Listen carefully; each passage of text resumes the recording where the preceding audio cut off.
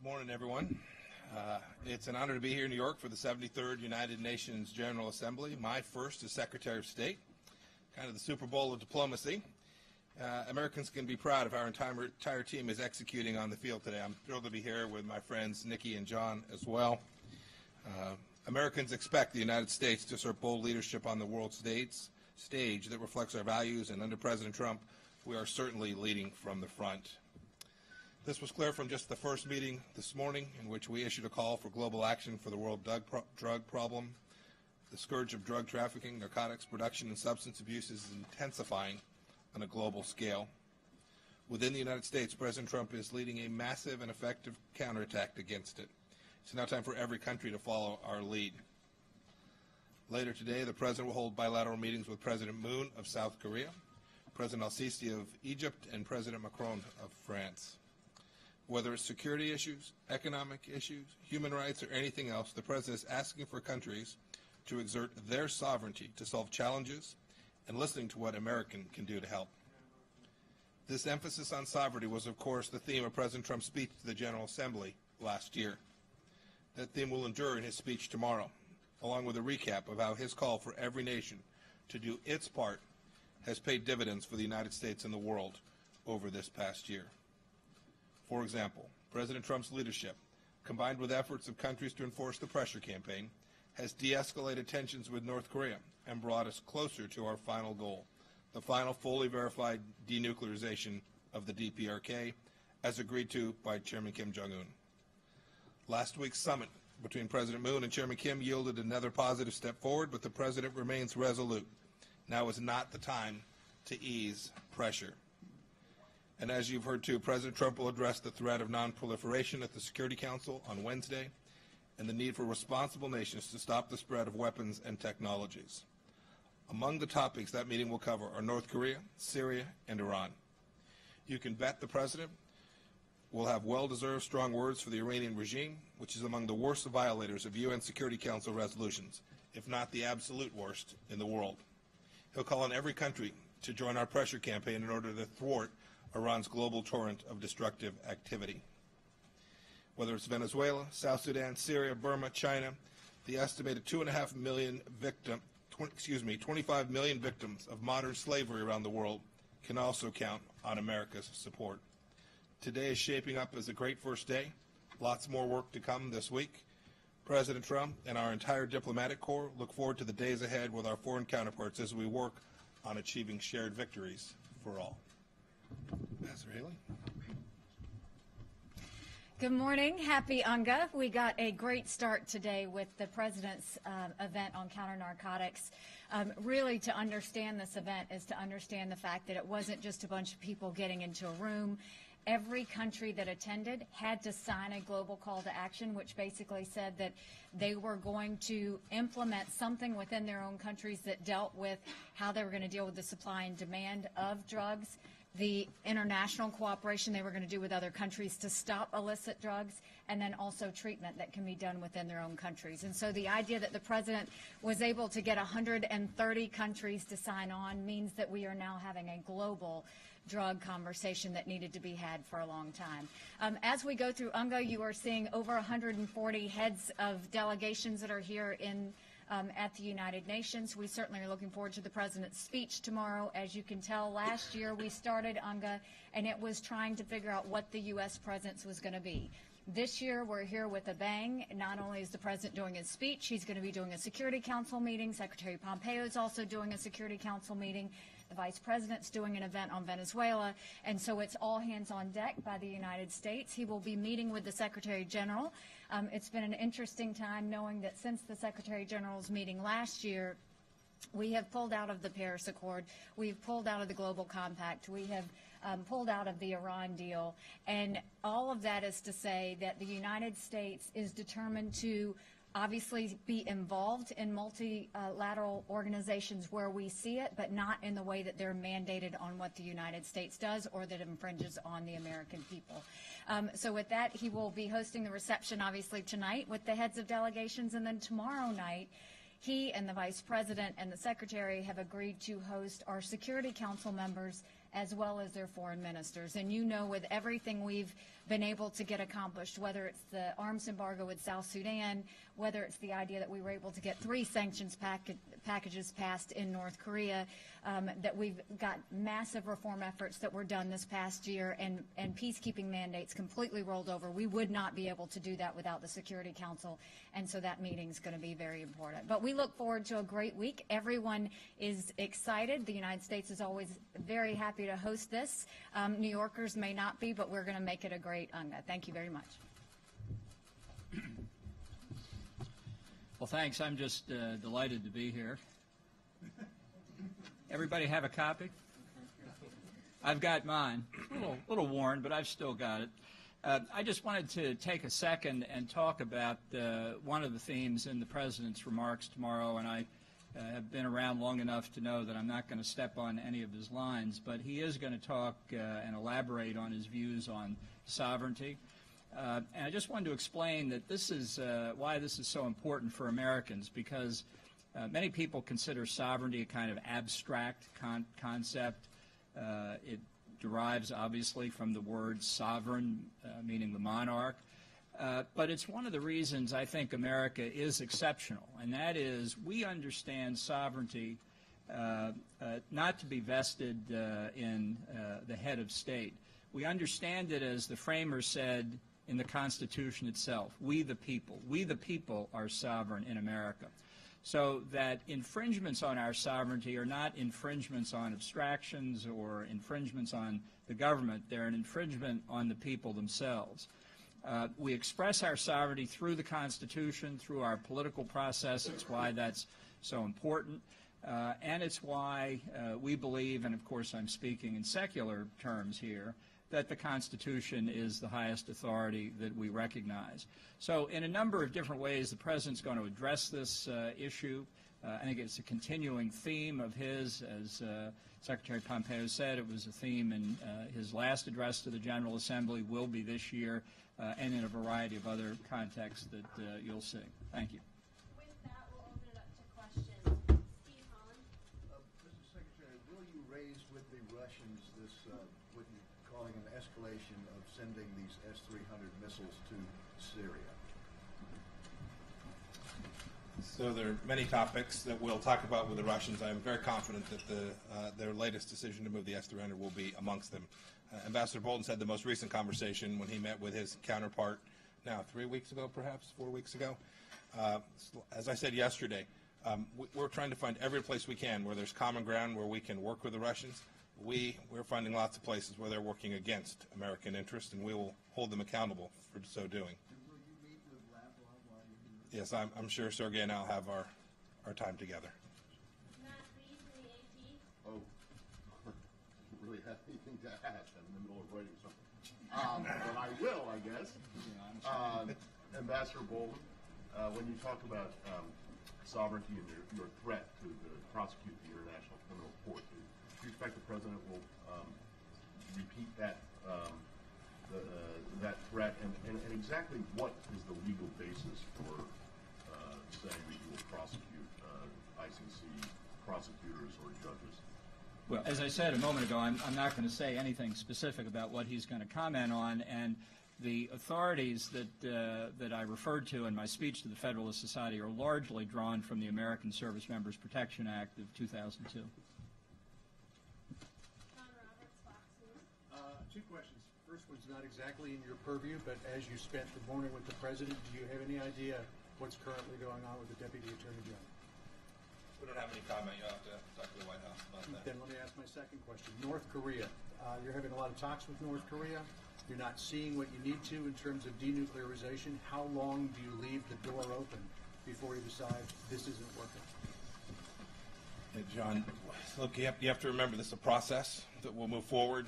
To set a date certain would be foolish, but make no mistake about it. The conversations that we're having are important. They're putting the opportunity to complete the denuclearization in place, and we will continue at every level to have those conversations. Some of them you will all be aware of. Some of them you won't know are taking place.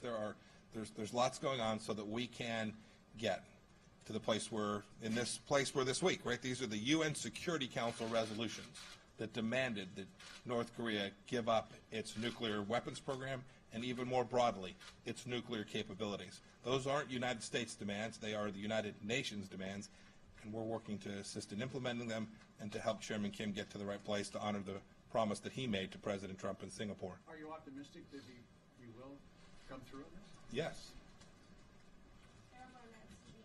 Secretary Pompeo, just to follow up on that point, President Trump said earlier today this second meeting will take place quite soon. So my specific question to you is, what does North Korea need to do before securing that meeting, or has it already achieved that privilege? I'm not going to get into details about it, but the President said this morning they'll meet quite soon. I'm confident that will happen. I expect I'll be traveling to Pyongyang before too long as well to make the final preparations for the second meeting between the two leaders. Would that be before the end of the year? What is soon? Yes, Lord willing, I'll be traveling before the end of the year. Francesca, Thank you, Lindsay. Secretary Pompeo. North Korea says that it's looking for reciprocal actions from the United States in order to enter into a nuclear deal. What at this point would the United States be willing to give up to North Korea, since you guys have said that sanctions are not on the table? And then I have a second question on a second topic, but you might want to answer that. So I have said repeatedly, and I shall remain steadfast, we're not going to talk about the state of the negotiations. It would be inappropriate for us to do that, or our North Korean counterparts to talk about particular deal points, things we're working on. But the fundamental principles remain the same. We expect the full, complete, verified denuclearization of North Korea, and until such time as that occurs, the economic sanctions, the sanctions that have been put in place by the United Nations Security Council, will remain in place. That's the core proposition that the President agreed to in Singapore, and is the one we're going to continue to honor through the whole process. Okay, then the second topic. Canadian Prime Minister Justin Trudeau is among the U.S. allies who's not getting a private sit-down with the President this week, it would seem. So what does that say about the relationship between the United States and Canada right now? And what does it say about the possibility of securing a trade deal with Canada?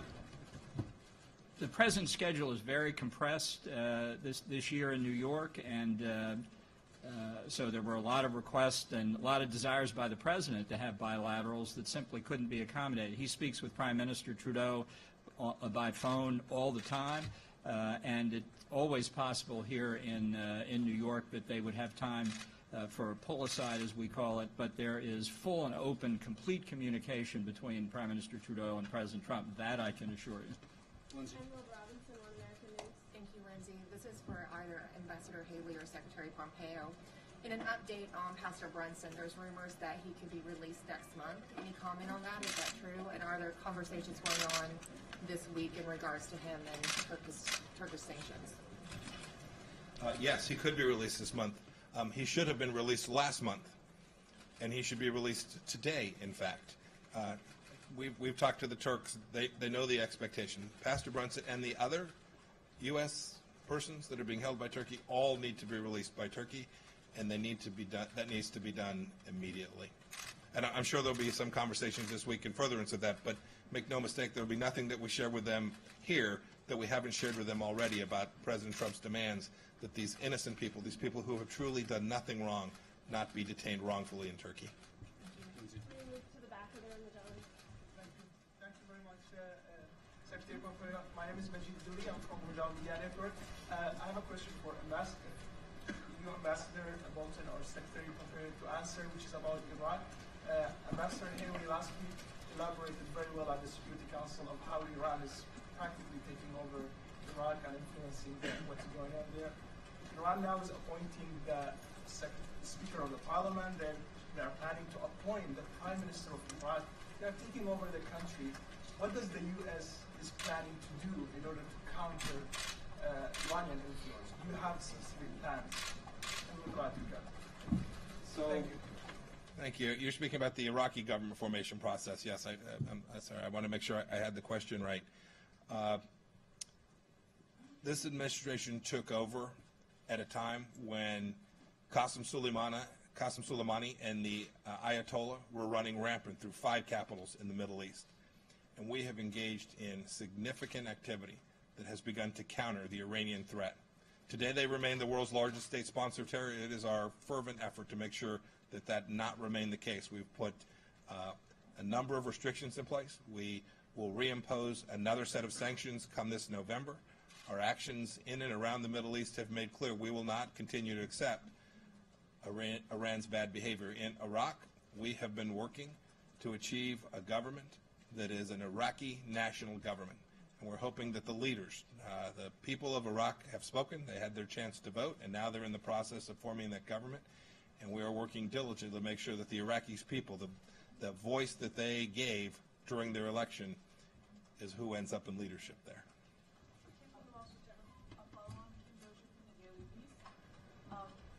Rudy Giuliani over the weekend called for regime change in Iran.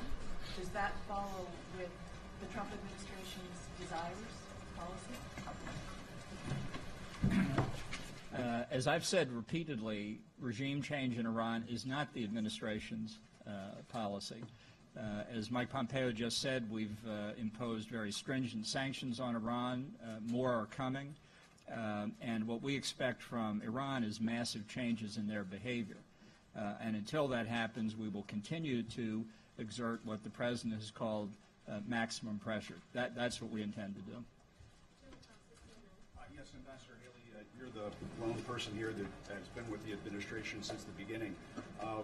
In the story about Rod Rosenstein on Friday, it was mentioned that he had been involved in circulating discussions about invoking the 25th Amendment to have the President removed from office. Were you ever involved in any of those discussions? Were you aware of any of those discussions? And I did have a North Korea follow-up for the Secretary. I mean, I said yesterday on the Sunday shows that literally I have never once been in the White House where that conversation has happened. I am not aware of any cabinet members that are even talking about that. It is completely and totally absurd. No one is questioning the President at all. If anything, we're trying to keep up the pace with him in the fact that he's got a lot he wants to accomplish very quickly, and we're going to continue to support him in the way that he does that. I appreciate that. And Secretary Pompeo, if I may ask you a follow-up on North Korea.